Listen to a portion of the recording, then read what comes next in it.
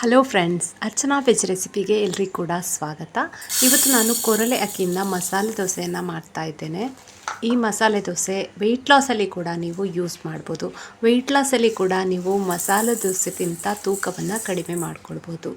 1 ಕಪ್ಪಷ್ಟು ಕೊರಲೆ ಅಕ್ಕಿಯನ್ನು ತಗೊಂಡಿದ್ದೇನೆ. ಸಿರಿಧಾನ್ಯಗಳಲ್ಲಿ ಒಂದಾದ ಕೊರಲೆ ಅಥವಾ ಬ್ರೌನ್ ಟಾಪ್ ಮಿಲೆಟ್ ಅಂತ ಇಂಗ್ಲೀಷಲ್ಲಿ ಹೇಳ್ತಾರೆ.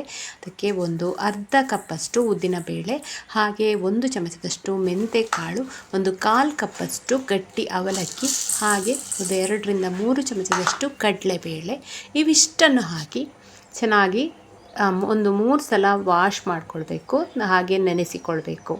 ಓವರ್ನೈಟ್ ನೆನೆಸಿದ್ರೂ ಆಗ್ಬೋದು, ಅಥವಾ ನೀವು ನೈಟ್ ಕಡ್ದಿಡಬೇಕಲ್ವ, ಆದ ಕಾರಣ ನೀವು ಬೆಳಿಗ್ಗೆ ನೆನೆಸಿದರೆ ಸಾಯಂಕಾಲ ರುಬ್ಬೋದು. ನಾನು ಇದನ್ನಿಲ್ಲಿ ಬೆಳಿಗ್ಗೆ ನೆನೆಸಿಕೊಂಡಿದ್ದೇನೆ. ಸಾಯಂಕಾಲ 7 ಅಥವಾ 8 ಗಂಟೆ ಅಷ್ಟೊತ್ತಿಗೆ ರುಬ್ಬಿಕೊಂಡಿದ್ದೇನೆ. ಮರುದಿವಸ ಬೆಳಿಗ್ಗೆ ಇದನ್ನು ದೋಸೆಯನ್ನು ಮಾಡ್ಕೊಳ್ಳೋದು. ನಾನಿಲ್ಲಿ ಅದನ್ನು ಗ್ರೈಂಡ್ ಮಾಡುವಂಥದ್ದು ವೀಡಿಯೋ ಶೂಟ್ ಮಾಡಿಕೊಳ್ಳಿಲ್ಲ. ಮಾಮೂಲಿ ನಿಮಗೆ ಗೊತ್ತೇ ಇದೆ ಅಲ್ವ, ಉದ್ದಿನ ದೋಸೆಗೆಲ್ಲ ಹೇಗೆ ರುಬ್ಕೊಳ್ಳೋದು, ಎಲ್ಲವನ್ನು ಮಿಕ್ಸಿ ಜಾರಿಗೆ ಹಾಕಿ ನುಣ್ಣಗೆ ರುಬ್ಬಿಕೊಳ್ಳೋದು. ಇಲ್ಲಿ ನೋಡಿ, ಮಸಾಲೆ ದೋಸೆ ಮಾಡ್ಕೊಳ್ತಾ ಇದ್ದೇನೆ.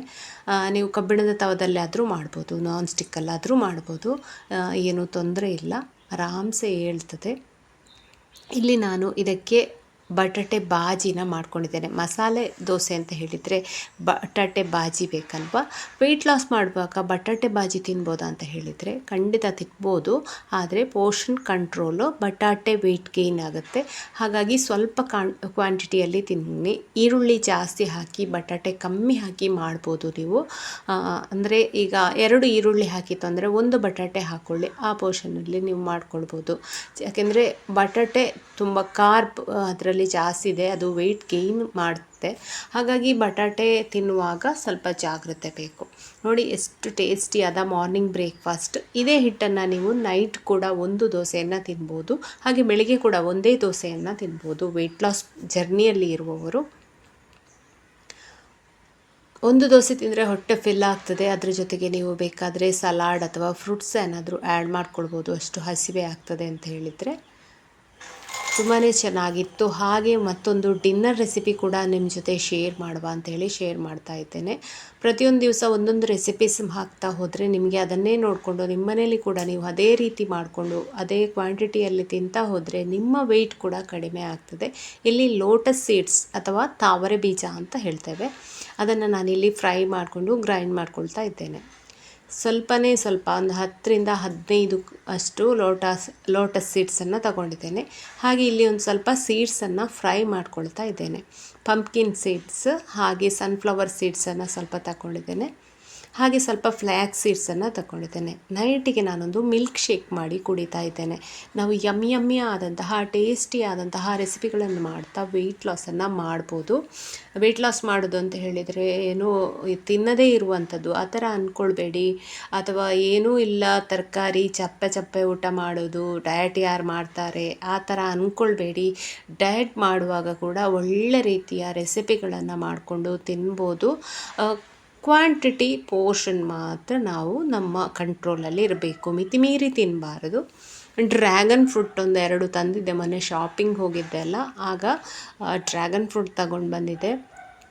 ಡ್ರ್ಯಾಗನ್ ಫ್ರೂಟ್ ತುಂಬಾ ಟೇಸ್ಟಿ ಇರ್ತದೆ. ನಿಮಗೆ ಹಾಗೆ ತಿನ್ನಲಿಕ್ಕೂ ಇಷ್ಟ ಆಗ್ಬೋದು, ಅಥವಾ ನೀವು ಮಿಲ್ಕ್ ಶೇಕ್ ಮಾಡ್ಕೊಳ್ಬೋದು. ಮಿಲ್ಕ್ ಶೇಕಿಗೆ ಏನು ಹಾಕದೆ ಬರೀ ಒಂದು ಹಾಲು, ಅರ್ಧ ಗ್ಲಾಸು ನೀರು, ಅರ್ಧ ಗ್ಲಾಸು ಹಾಲು ಹಾಕಿ ಮತ್ತು ಅದಕ್ಕೆ ಸಿಹಿಗೆ ಸ್ವಲ್ಪ ಜೇನುತುಪ್ಪ ಹಾಕ್ಕೊಳ್ಬೇಕು. ಮಿಲ್ಕ್ ಶೇಕ್ ಸೂಪರ್ ಆಗಿರ್ತದೆ. ಆದರೆ ಇಲ್ಲಿ ನಾನು ಸ್ವಲ್ಪ ಪ್ರೋಟೀನ್ ರಿಚ್ ಇರಲಿ ಅಂತ ಹೇಳಿ ಸ್ವಲ್ಪ ಲೋಟಸ್ ಸೀಡ್ಸನ್ನು ಫ್ರೈ ಮಾಡಿ ಹಾಕ್ಕೊಂಡಿದ್ದೇನೆ. ಅದು ತುಂಬಾ ಪ್ರೋಟೀನ್ ಕಂಟೆಂಟ್ ಇರ್ತದೆ ಅದರಲ್ಲಿ. ಹಾಗೆ ಸೀಡ್ಸಲ್ಲಿ ಈಗ ಪಂಪ್ಕಿನ್ ಸೀಡ್ಸ್ ತಗೊಂಡಿದ್ದೇನಲ್ವ, ಅದರಲ್ಲಿ ಪ್ರೋಟೀನ್ ಇದೆ. ಅದನ್ನು ಇದರಲ್ಲಿ ಒಂದೊಂದೇ ಹಾಕುವಂಥದ್ದು ವಿಡಿಯೋ ಮಾತ್ರ ಪಾಸ್ ಆಗಿತ್ತು, ನಾನು ಹಾಕಬೇಕಾದ್ರೆ ಹಾಕಿ ಆಗಿತ್ತು. ಇಲ್ಲಿ ನೋಡಿ, ಇದೇನು ಇದು ಲೋಟಸ್ ಸೀಡ್ಸ್ ಅಥವಾ ತಾವರೆ ಬೀಜ ಅಂತ ಹೇಳ್ತೇವಲ್ಲ, ಅದೆಲ್ಲ ಹುಡಿ ಮಾಡಿದ್ದೆ ನಾನು ಮಿಕ್ಸಿಗೆ ಹಾಗೆ ಫ್ರೈ ಮಾಡ್ಕೊಂಡಂಥ ಸೀಡ್ಸ್ ಕೂಡ ಅದನ್ನು ಕೂಡ ಪೌಡ್ರ್ ಮಾಡಿ ಹಾಕ್ಕೊಂಡಿದ್ದೇನೆ. ನಿಮಗೆ ಇಲ್ಲಿ ನಾನು ಒಂದು ಹೇಳೋದು, ಫ್ಲ್ಯಾಕ್ಸ್ ಸೀಡ್ಸನ್ನು ಬೇಕಾದರೆ ಅವಾಯ್ಡ್ ಮಾಡ್ಬೋದು. ನನಗೆ ಹಾಕಿದ ಮೇಲೆ ಮತ್ತೆ ಆಯಿತು ಯಾಕೆ ಹಾಕಿದೆ ಅಂದರೆ, ಫ್ಲ್ಯಾಕ್ಸ್ ಸೀಡ್ಸ್ ಇದು ಫ್ಲೇವರ್ ಅಷ್ಟೊಂದು ಜ್ಯೂಸಿಗೆ ಅಷ್ಟೊಂದು ಸೂಟ್ ಆಗೋದಿಲ್ಲ, ಒಂಥರ ಫ್ಲೇವರ್ ಬರ್ತದೆ. ಹಾಗಾಗಿ ನೀವು ಅದನ್ನು ಗ್ರೈಂಡ್ ಮಾಡುವಾಗ ಹಾಕ್ಕೊಳ್ಬೇಡಿ, ಆಮೇಲೆ ಬೇಕಾದರೆ ಮೇಲಿಂದ ಹಾಕ್ಕೊಳ್ಬೋದು ಫ್ಲ್ಯಾಕ್ಸ್ ಸೀಡ್ಸನ್ನು. ಆಮೇಲೆ ಇಲ್ಲಿ ಹಾಲು ಮತ್ತು ಇಲ್ಲಿ ನಾನು ಖರ್ಜೂರವನ್ನು ನೆನೆಸ್ಕೊಂಡಿದ್ದೆ, ಆ ನೀರನ್ನು ತಗೊಂಡು ಸ್ವಲ್ಪ ಹಾಕ್ಕೊಂಡೆ. ಈಗ ಅದನ್ನೆಲ್ಲ ಮಿಕ್ಸ್ ಮಾಡಿ ಒಮ್ಮೆ ಗರ್ರ ಮಾಡಿದರೆ ನಮ್ಮ ಯಮ್ಮಿ ಆದಂತಹ dragon fruit milkshake ready ಆಯಿತು. ಇದು ನಾನು ನೈಟಿಗೆ ತಗೊಂಡದ್ದು. ಒಂದು 7:30 ಅಷ್ಟೊತ್ತಿಗೆ ಮಾಡ್ಕೊಂಡಿದ್ದೇನೆ. 7:30 ಅಷ್ಟೊತ್ತಿಗೆ ಕುಡಿದ್ರೆ ಆಮೇಲೆ ನಾನು ನೈಟ್ ಮತ್ತೆಂತ ತಿನ್ನಲಿಲ್ಲ, ಊಟ ಏನೂ ಮಾಡಲಿಲ್ಲ. ಇದುವೇ ನಂದು ನೈಟಿಗೆ. ಇಷ್ಟು ಸಾಕು, ಇದಕ್ಕಿಂತ ಜಾಸ್ತಿ ಇನ್ನೇನು ತಿನ್ನಲಿಕ್ಕೆ ಹೋಗಬೇಡಿ.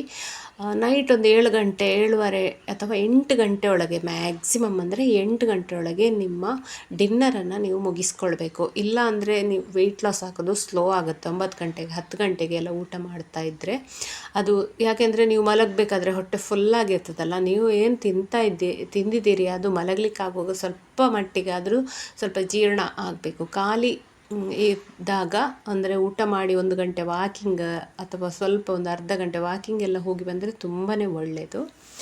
ವಾಕಿಂಗ್ ಅಂದರೆ ಫಾಸ್ಟ್ ವಾಕಿಂಗ್ ಹೋಗಬೇಕು ಅಂತ ಇಲ್ಲ, ಮೆಲ್ಲ ಹೋಗ್ಬೋದು ಊಟ ಆದಮೇಲೆ. ಇದಾಗಿತ್ತು ನನ್ನ ಮಾರ್ನಿಂಗ್ ಬ್ರೇಕ್ಫಾಸ್ಟ್ ಮತ್ತು ಡಿನ್ನರ್ ರೆಸಿಪಿ. ಫ್ರೆಂಡ್ಸ್, ನಿಮಗೆ ಇದು ಇಷ್ಟ ಆಯಿತು ಅಂತ ಅಂದ್ಕೊಳ್ತೇನೆ. ಈ ವಿಡಿಯೋ ಇಷ್ಟ ಆದರೆ ಖಂಡಿತ ಲೈಕ್ ಮಾಡಿ, ಶೇರ್ ಮಾಡಿ, ಹಾಗೆ ಚಾನಲನ್ನು ಸಬ್ಸ್ಕ್ರೈಬ್ ಆಗೋದನ್ನು ಮರಿಬೇಡಿ.